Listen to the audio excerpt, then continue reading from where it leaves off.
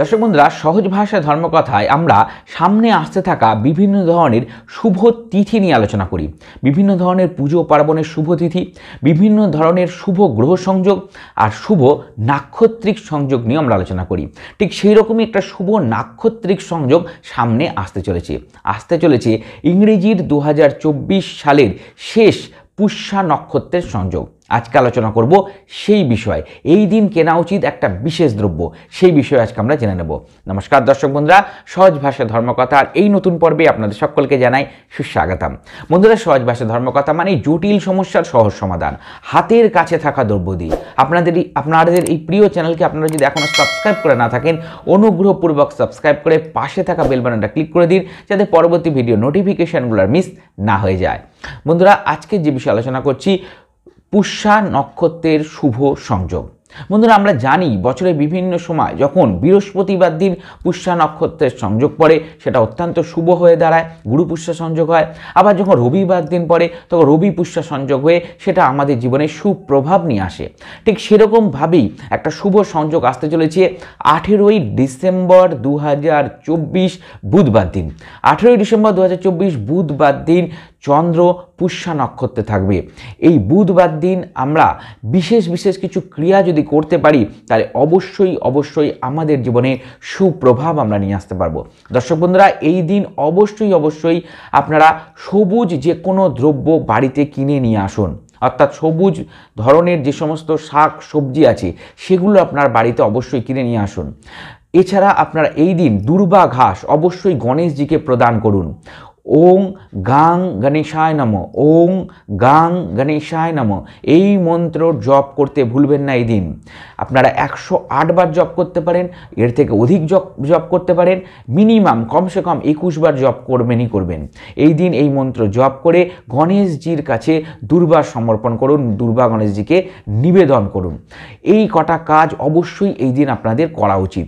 এছাড়া আপনারা যদি বাসনপত্র কিনতে চান তাহলে কাঁসার বাসন এই দিন কেনা অত্যন্ত শুভ।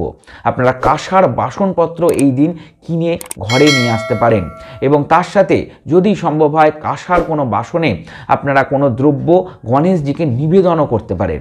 এই বিশেষ শুভ কাজগুলো এই দিন যদি করেন তাহলে আপনাদের জীবনে গ্রহ সংযোগ শুভত্ব নিয়ে আসবে এবং জীবনে সৌভাগ্য লাভ করবেন। দর্শক বন্ধুরা, এরপরে আসছি একটা মহা উপায়।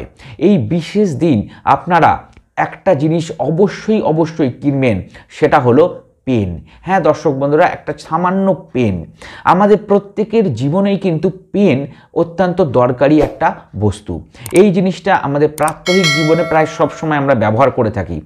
আমরা যারা বিভিন্ন ধরনের পড়াশোনা ছাত্রছাত্রী দর্শক বন্ধু যারা আছে আমার, তারা পড়াশোনার ক্ষেত্রে কাজে লাগায়, যারা ব্যবসা করছেন তাদেরও লেখালেখির জন্য লাগে, এবং যারা কর্মক্ষেত্রে আছেন তাদের তো কর্মক্ষেত্রেও বিভিন্ন সময় পেনের দরকার অবশ্যই হয়। আর এই পেন আপনাদের কেনা উচিত এই 18ই ডিসেম্বর 2024 বুধবার দিন। দর্শক বন্ধুরা, এর সাথে আপনারা একটু খেয়াল করে যদি পেনটা কিনতে পারেন, পেনের কালারটা অর্থাৎ বাইরের যে রঙটা সেটা যেন সবুজ হয়। আমি কালির কথা কিন্তু বলছি না, কালি আপনাদের ব্লু, ব্ল্যাক, রেড যে কোনো হতে পারে। আপনারা সেই ধরনেরও বেশি মাত্রায় পেন কিনে এদিন রেখে দিতে পারেন। তবে অন্ততপক্ষে একটা বা দুটো পেন কেনার চেষ্টা করবেন যার কালারটা গ্রিন, সবুজ, অর্থাৎ বাইরের কালারটা সবুজ। এই ধরনের পেন যদি এই বিশেষ তিথিতে আপনারা কিনে নিয়ে আসেন এবং তারপরে বাড়ির ঠাকুরের কাছে একটু চরণে ঠেকিয়ে নেন, গণেশজির চরণে ঠেকিয়ে নেন, বা আপনারা যে ঠাকুরকে মানছেন তার কাছে একটু রেখে এই দিন একটু পুজো পাঠ করে নেন এবং তারপরে সেটা পেনটাকে যদি আপনার ব্যবহারের লাগান তাহলে অবশ্যই সেই পেন দিয়ে আপনার শুভ কাজ করতে সক্ষম হবেন, অর্থাৎ আপনাদের সৌভাগ্য বৃদ্ধি হবে। আপনারা পরীক্ষা ক্ষেত্রে সেই পেন ব্যবহার করুন পরবর্তী সময়ে, যারা ব্যবসা করছেন ব্যবসা ক্ষেত্রে সেই পেন ব্যবহার করে রিলিংসগুলো করুন, কর্মক্ষেত্রেও কাজে লাগান। আপনাদের সেই ক্ষেত্রে শুভত্ব নিয়ে আসবে এই বিশেষ দিনে কেনা পেনটি।